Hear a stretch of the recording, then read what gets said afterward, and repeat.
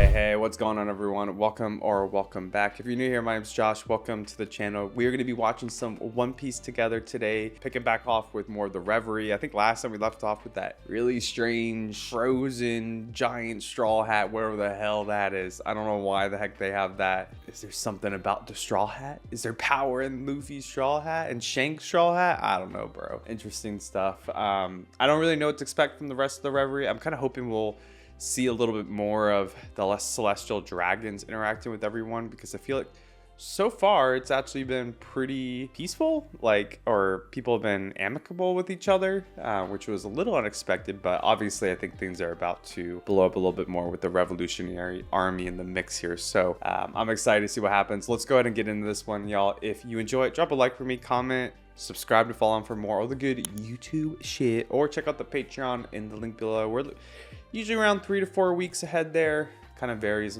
not gonna lie. Your boy is a little inconsistent these days with his recordings. But either way, I appreciate y'all's support, and let's go ahead and watch some One Piece together.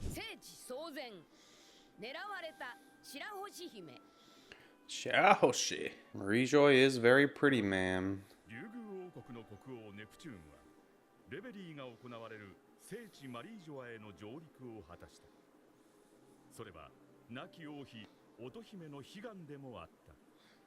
Yeah, he's made it now.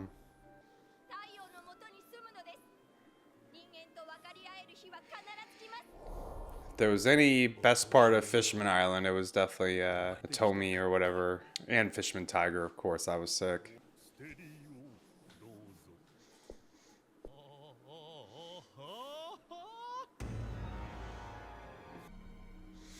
You trying to get in the shot, Cello? Oh wow, look at that. Empty throne.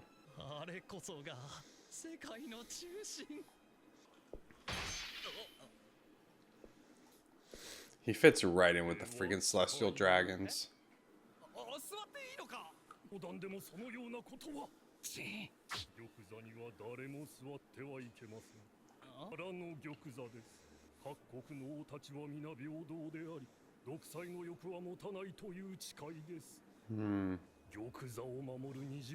That's interesting.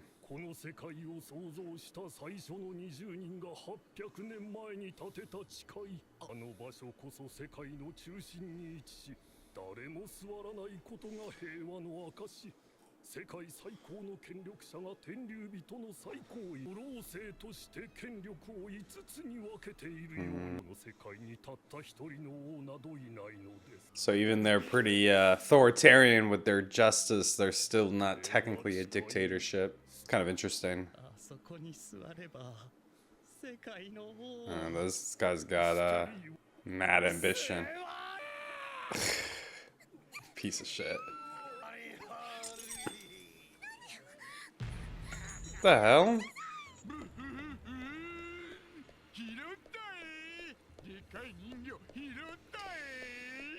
This little fucker, dude. I'm gonna have to. It's a celestial dragon. Balls of this guy just doing it in front of everyone, too. Even Warple looks concerned. The VA for that celestial dragon kills it, how just derpy he is. Looks like he hasn't learned his lesson. He needs a punch from Luffy, dude. Bro.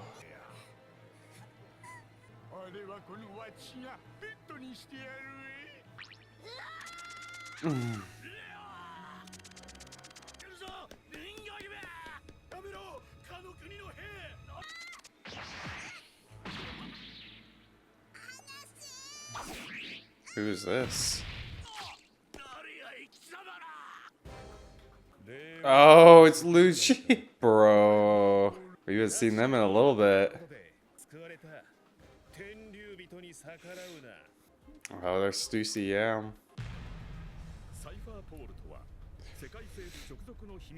It's a little bit of a bind group from the original one we saw. It was CP9 back in Water 7, right? I like how Lucci's still in the mix.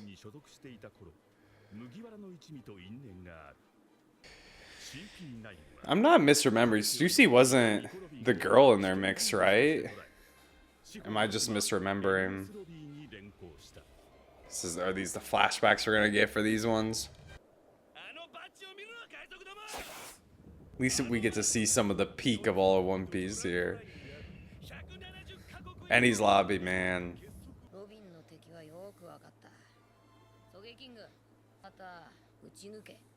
I love how simple it was for Luffy. He's like, who cares what I'm up against?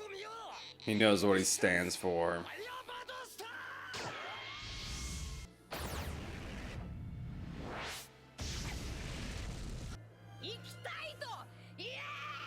Oh man, I just got mad goosebumps. Still to this day.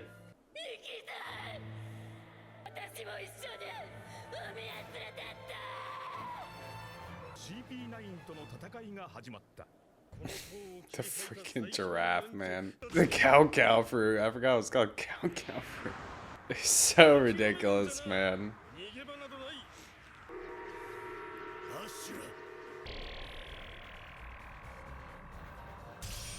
Easy. He ain't be taken down by no giraffe. Yeah, you long nose, get out of here. Do y'all like this new camera angle? I'm kind of trying it out. I mean, it's kind of the same thing, but my face should be a little bit more centered.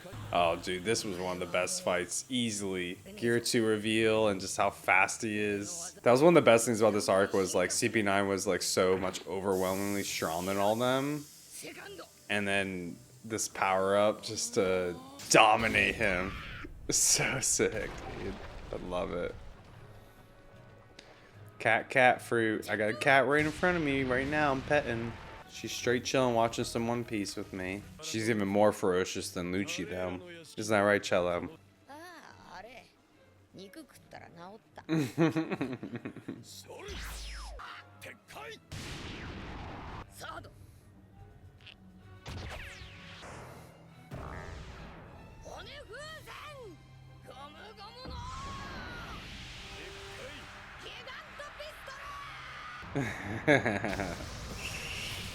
Yeah, man, Lucci versus Luffy was a great fight.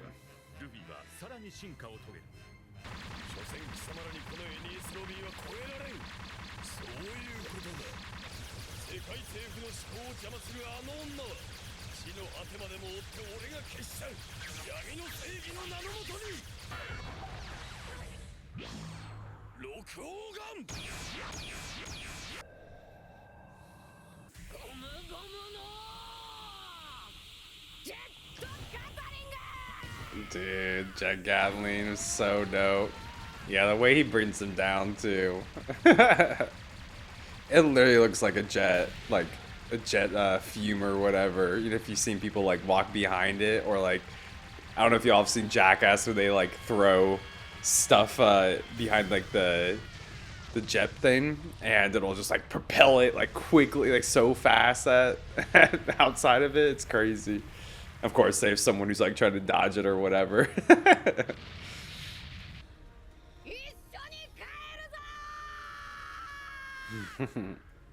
Robin! Yeah, as far as sick.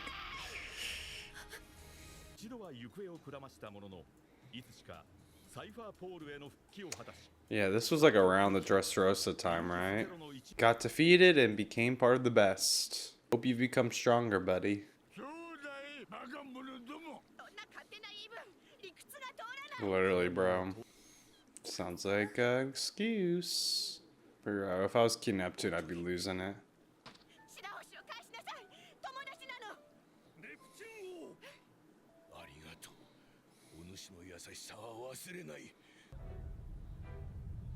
Oh my god. That aura.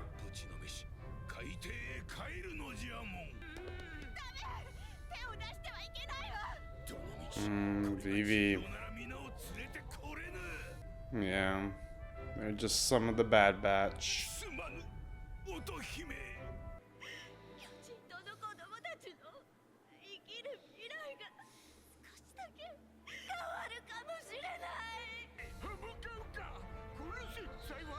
Bro. Gonna break down from the fucking start.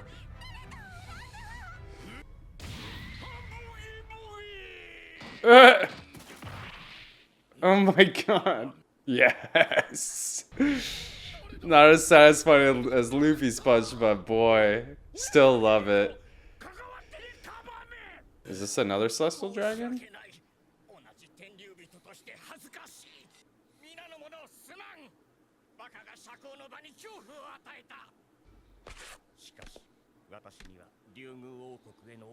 Ooh.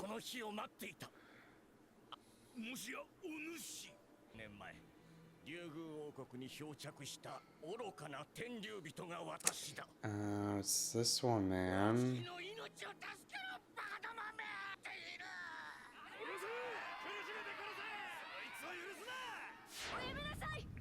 Yeah, he gets saved by the queen, right?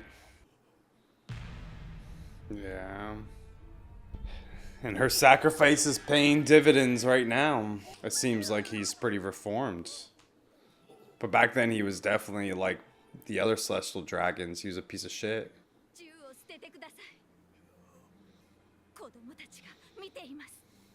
She's such like a morally mature character. Like, it's so hard to do that as humans, man, or fishmen.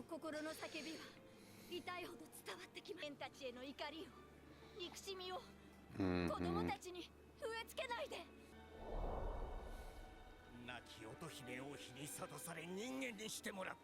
Aww.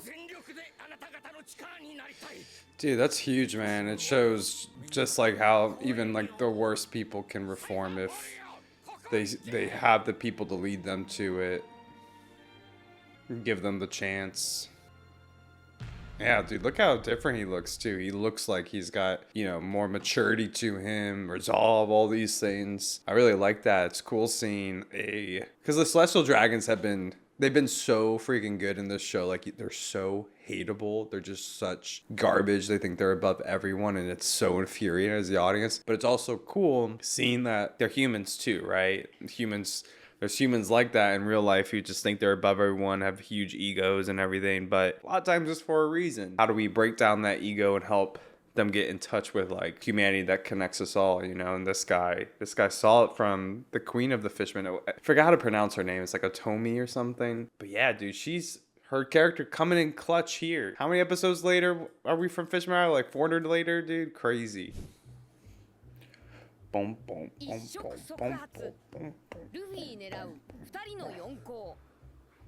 boom, boom, boom.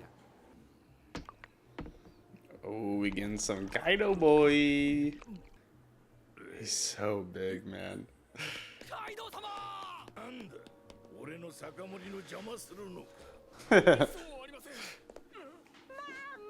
Oh.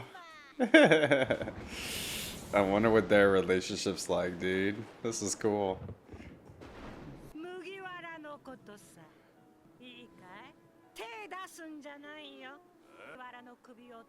Oh, man. Okay.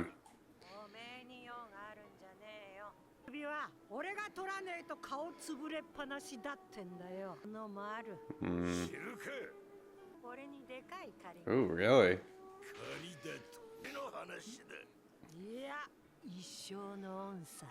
I want to know.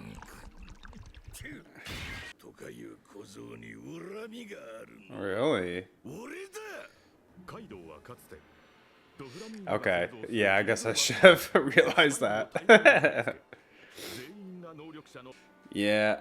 I don't know who would have a bigger resentment of Luffy at this point. Both of these groups would be pretty damn unhappy with Luffy.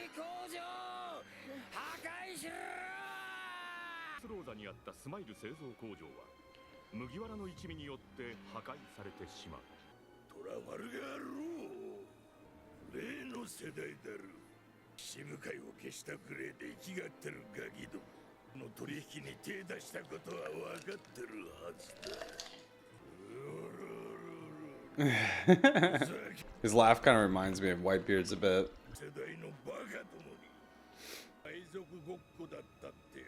Yeah, Eustace kids here, right?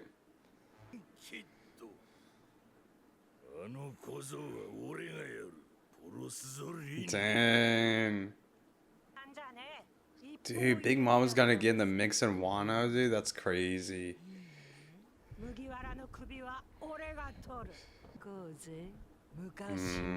They used to be friends, okay. Bro, Luffy cannot handle these two. He couldn't even handle Big Mom by himself. There's no way. Of course they are. They don't give a shit about y'all.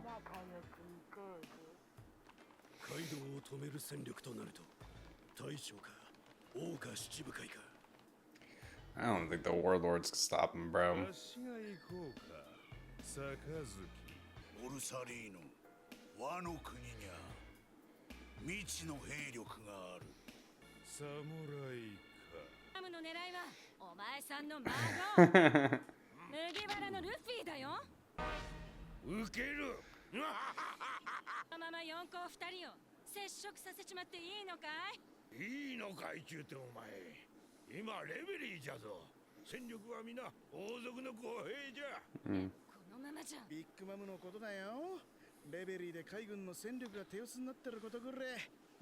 That's cool, getting me a lot more Navy soldiers.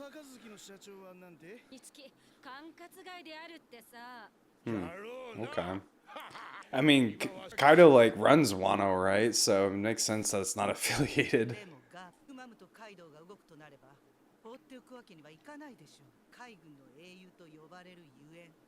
Really?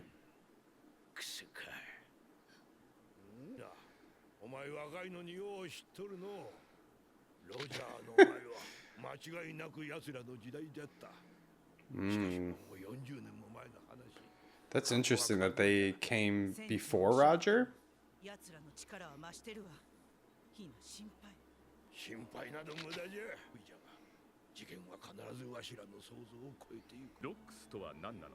Yeah.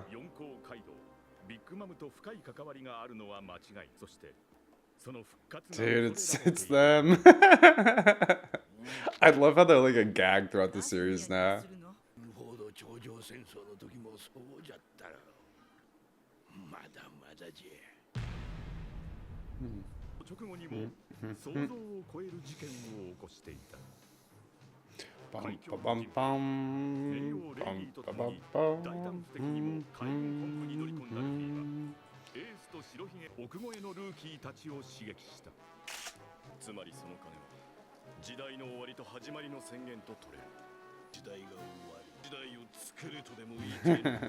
It's one way of interpreting it.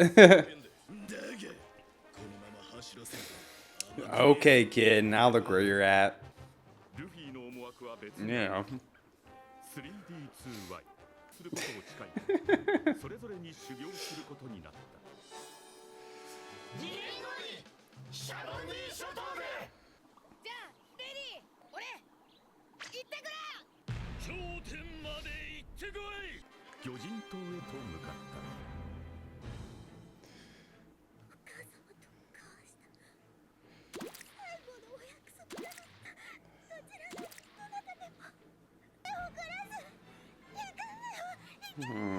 It's coming into play now, man.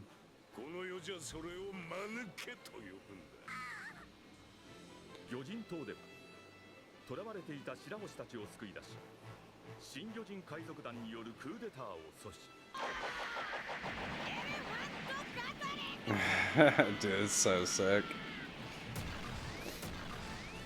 Get wrecked, Horty Jones. Horty Jones.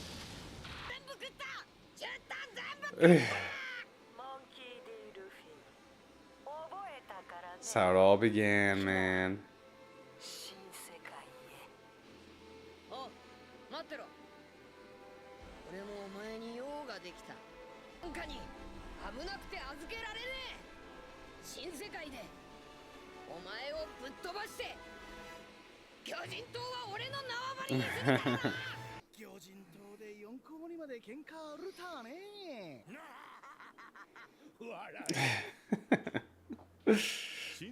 I love how Garp's so entertained by Luffy's antics.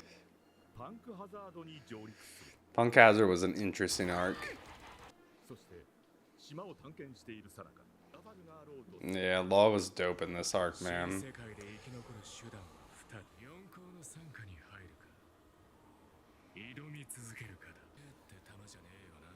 Hell no.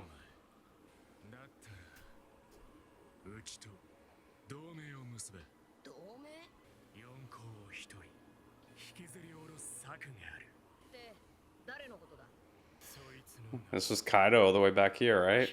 Yeah. Yeah, he kind of started the plan and everything, man.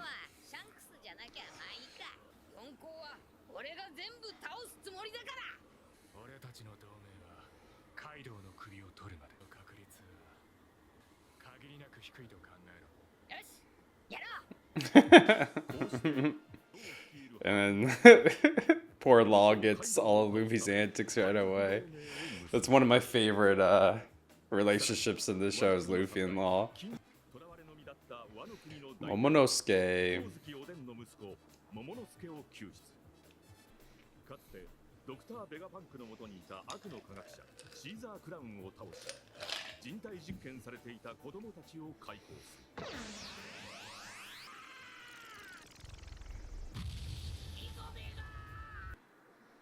そして次は桜花七部会ドフラミンゴが支配するドレスローザに乗り込んだ。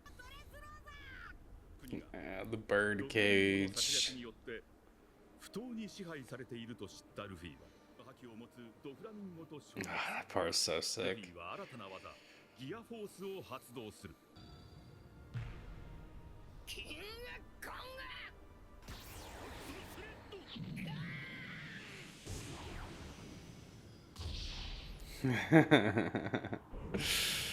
Oh, that felt so good when that happened. Crazy.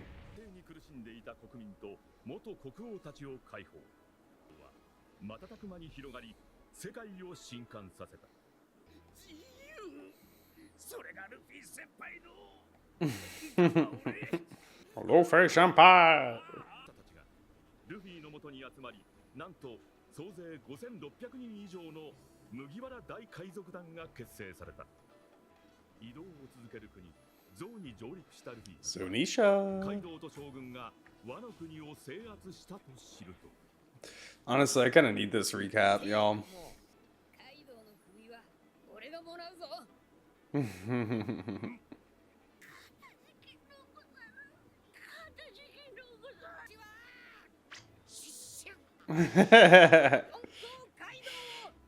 Oh my god, Raizo. Ninja pirate being samurai alliance. How could they ever be defeated?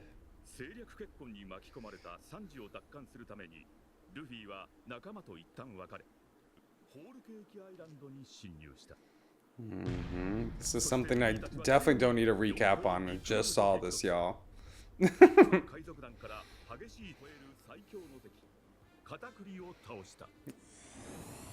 I will see Snake Man again, though.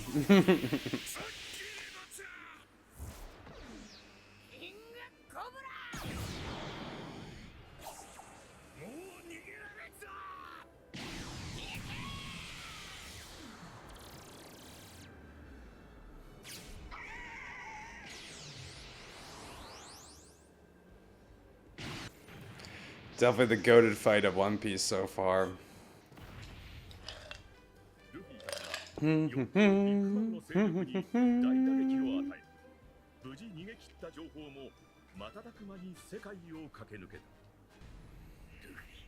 wonder if Shanks will be involved in Wano at all.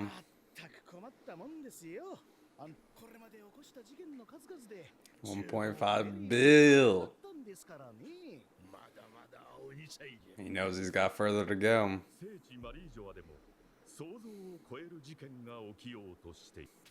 Oh, 5 elders?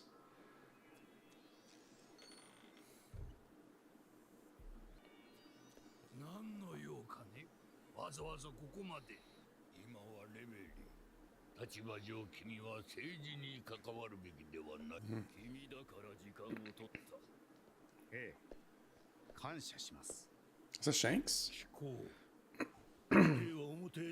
It sounded like him. Bro, it is. Why aren't they at his throat right now?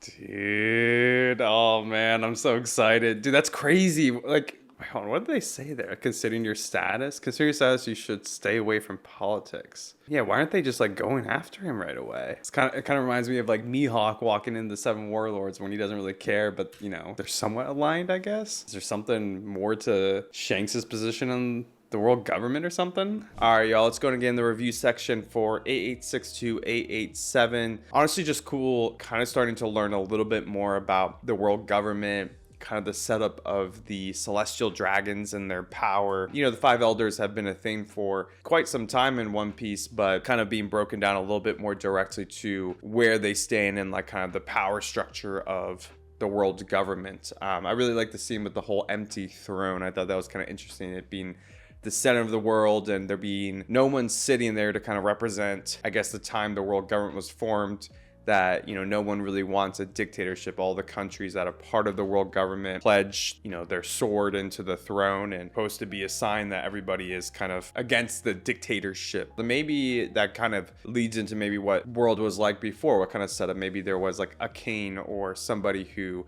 dictated the world's authority and whatnot, right?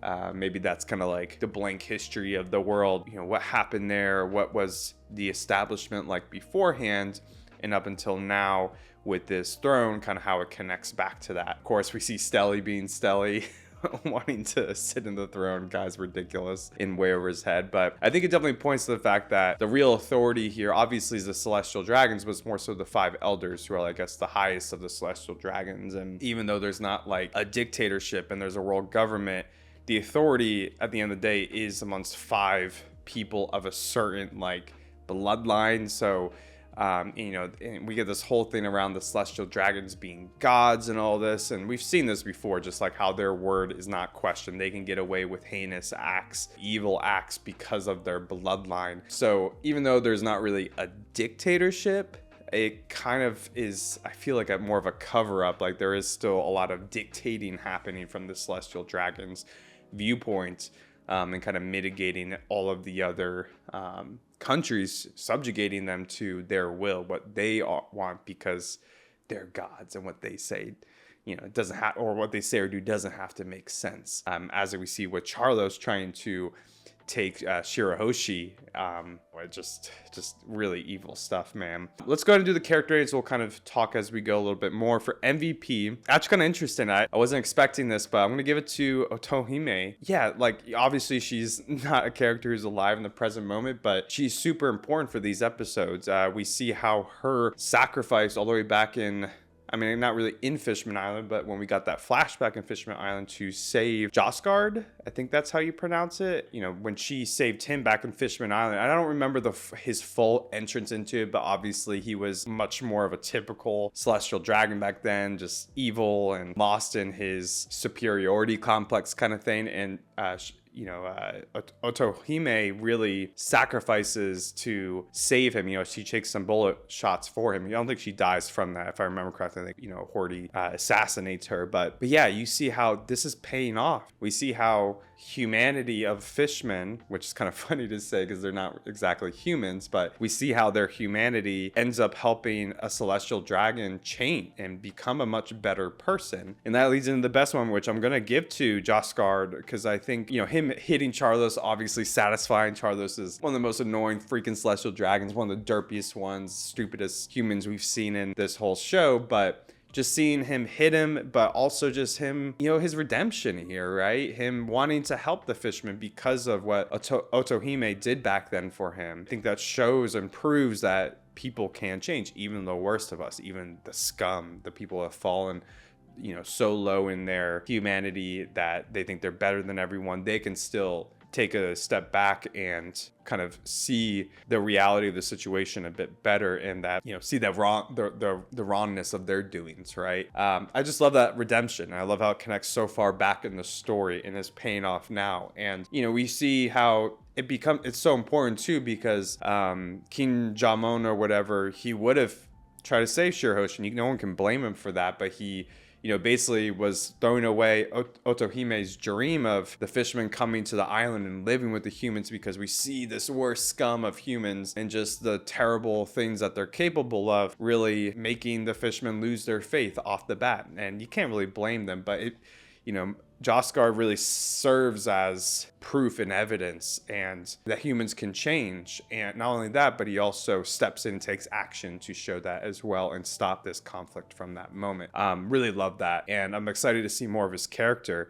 And I think they say he's Don Quixote, so I think he's related to Doflamingo and whatnot and that whole family. So, which makes sense because Doflamingo was a celestial dragon, or I guess is a celestial dragon technically. So, pretty interesting there. Funniest character, I'm gonna give it to Garp.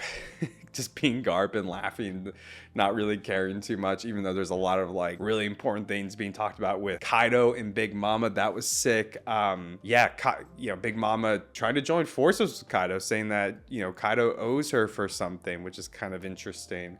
That makes me really worried for Luffy. Like, I feel like Kaido's already this super strong character. We saw how strong Big Mama was last arc, and Luffy is in a place, I think, to take down either of them individually, let alone both of them. So what's this gonna look like? How is Luffy going to be able to take on both of these strong emperors? Makes me a little worried. But we also get some interesting, references to the past with Garp, being the hero of the Navy. I guess that was more so to do with Big Mama and Kaido and maybe stopping them at a certain point. They refer to the rocks. This seems like a very important thing that ties to that moment, or something along those lines. But it was interesting kind of getting like a timeline too, because I guess Big Mama and Kaido kind of entered the picture before Roger did. And that just shows how quickly Roger became the king of the pirates, when there's these two huge figures who are super strong, and yet Roger came in, made a name for himself, became the king of the pirates, and then died very quickly after, it sounds like. So kind of interesting just getting a timeline to all the different powers at play. For the Sacco, give it to Charlos, of course, man. The little derpy booger man, dude. God, he's a piece of shit. He really is. I love seeing his face get busted in once again. But yeah, it was cool. We also got to see Cypher Pole Zero with Lucci and Stussy, Giraffe Dude, etc. Interesting seeing them in the mix, and curious what Rob Lucci's role is going to be in this series moving forward. I feel like the fact that he's in it means that he's going to be an antagonist once again, maybe through some other plot line that we see. But of course, he is a government dog per usual here. We end on a huge cliffhanger with Shanks showing up.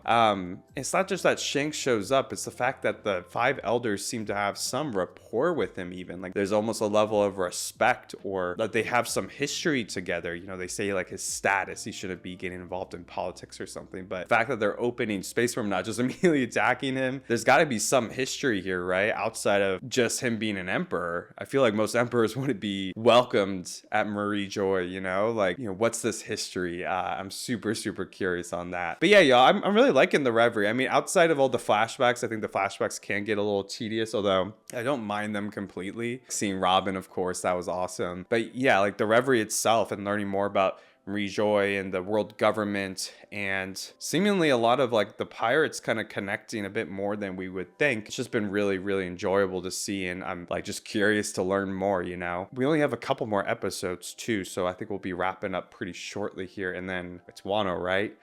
I've heard so much about Wano. I can't wait. Can't wait, man. But yeah, hope you all enjoyed this one. Let me know what your favorite moments was, or favorite moments were. Can't talk. What your character ratings would have been. Appreciate y'all joining me today, and I'll catch you for the next episodes. Peace.